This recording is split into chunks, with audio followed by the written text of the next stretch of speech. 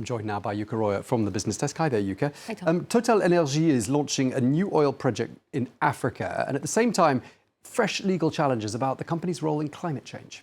A group of NGOs filed a criminal complaint in Paris today, asking a court to open a trial against Total's top management and its shareholders for involuntary manslaughter. The filing comes just as the company announced a new multi-billion euro project to develop 2 oil fields off the coast of Angola. Verica Bahel reports. These are the activists and NGOs launching a criminal case against French oil giant TotalEnergies, accusing them of biodiversity destruction, deliberately endangering the lives of others, and involuntary manslaughter.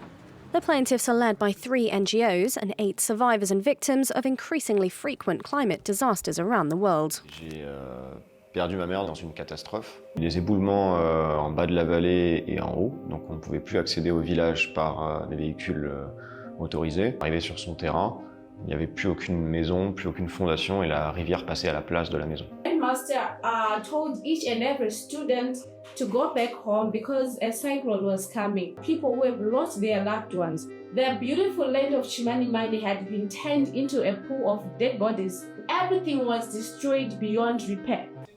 The case targets TotalEnergies' board of directors, its CEO Patrick Pouyanné, and major shareholders that bolstered its climate strategy, including US investment firm BlackRock and Norway's central bank Norges Bank. The oil behemoth is no novice to climate filings, with 8 known cases, most of which remain active, as climate change litigation against governments and companies continues to mount worldwide.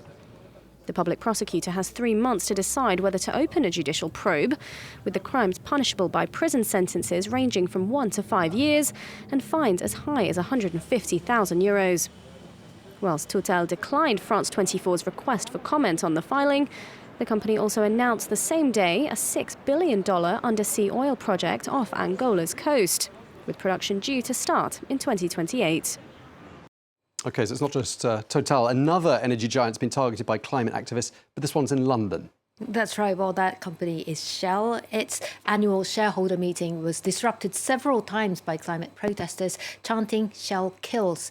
The meeting was dominated by shareholder questions about Shell's energy transition strategy after the company weakened its 2030 carbon reduction target in March, citing strong demand for gas.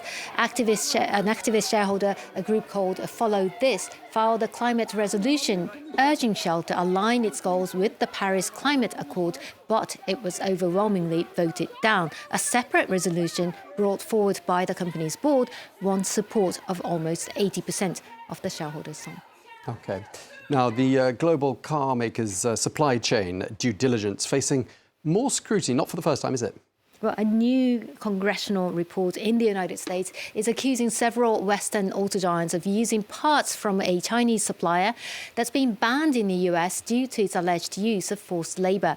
Among those called out is BMW, accused of importing at least 8,000 Mini Cooper models into the United States with electric components from Sichuan Jingweida Technology, which was added to a US blacklist in December under a 2021 law called Uyghur Forced Labour Prevention Act.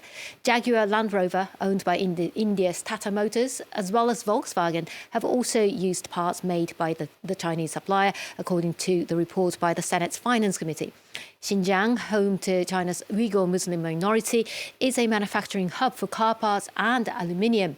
Beijing has been accused of detaining more than 1 million minority Muslims or using them for forced labour, allegations it strongly denies.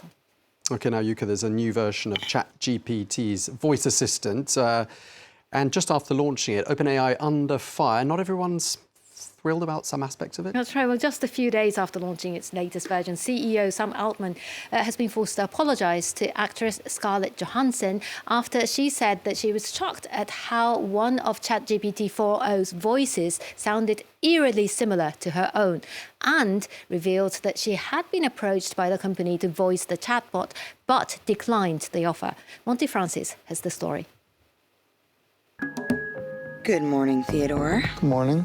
You have a meeting in 5 minutes. In the 2013 film Her, Scarlett Johansson is the voice of an AI system that seduces a lonely introvert played by Joaquin Phoenix. In a case of life imitating art, Johansson says over the weekend she was taken aback when OpenAI unveiled the voice of its new assistant. Going by the name Sky, it sounded very much like her. Hey, ChatGPT, how are you doing? I'm doing fantastic. Thanks for asking. How about you? Johansson says she was surprised because OpenAI's chief executive, Sam Altman, had approached her agent to ask that she consider licensing her voice for a virtual assistant, an offer she ultimately refused twice. In a statement, Johansson wrote, When I heard the release demo, I was shocked, angered, and in disbelief that Mr. Altman would pursue a voice that sounded so eerily similar to mine that my closest friends and news outlets could not tell the difference. I have a phone call. For his part, Altman said in a statement that Sky's voice belonged to another professional actress and that it was never intended to resemble Johansson's, a claim which appeared to be undermined by Altman himself, who posted the single word her on his X account last week, an apparent nod to the 2013 film. Altman went on to say that Sky's voice had been paused out of respect for Johansson. The actress is just the latest artist to accuse OpenAI of stealing creative work without permission.